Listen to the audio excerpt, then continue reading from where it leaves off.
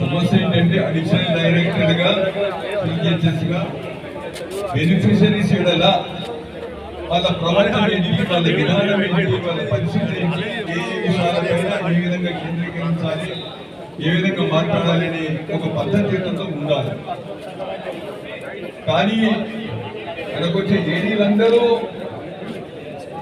Beneficiaries ని కలవాలంటే ఒక కంటెంప్ట్, అమర్యాద, ఒక ఇన్సల్ట్ చేసినట్టు, మన కలవడం ఏతుందో ఇన్సల్ట్ అయినట్టు అవుతుందో వాళ్ళు ఫీల్ అవుతూ వాళ్ళ పని వేళల్లో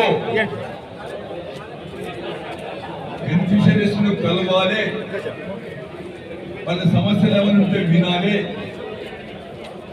అని ఒక నియమం అయితే ఉండాలి. ఆ నియమం లేదు.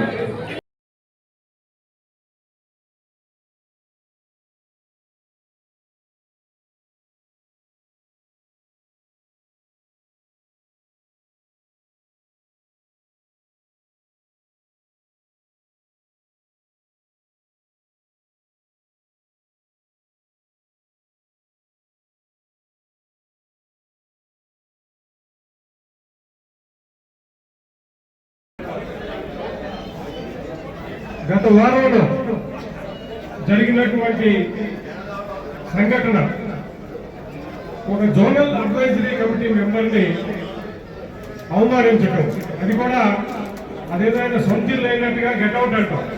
It's a government property. We are all stakeholders of the CGHS scheme. ఈ బిల్డింగ్ మనది కూడా, మన బిల్డింగ్ లో మనల్నే ఈ గెట్అవుట్ అనే అధికారం ఎవరికీ లేదు. మనం ఏమడిగాం? అనేక సమస్యలు ఉన్నప్పటికీ ఒక చిన్న సమస్యను తీసుకుని అడిగాం. కార్డ్స్ ఇష్యూ చేయడం లేట్ అవుతుంది, ఎందుకు లేట్ అవుతుంది, ఇంతమంది కంప్లైంట్ ఇచ్చారు, వీళ్ళ కేసులు ఏమన్నా ఉంటే తొందరగా ఉంది, వీళ్ళకి ఎమర్జెన్సీ ఉంది, వీళ్ళ కార్డ్ ఇష్యూ చేయమని అడగడానికి వెళ్ళారు, అంతే కదా. ఆయన పర్సనల్ పని మీద వెళ్ళలేదు, ఆయన ఏదో సరదాగా తిరిగే వయసు కాదు.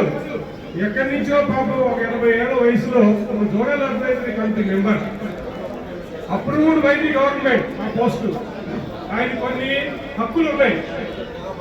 సిజిహెచ్ఎస్ లో ఏ సెక్షన్ కింద వెళ్ళి ఈ ప్రాబ్లం ఏంటో చూడండి అనేది అడిగేటటువంటి హక్కు సామాన్య సభ్యుడి కంటే కూడా ఎక్కువగా జోనల్ అడ్వైజరీ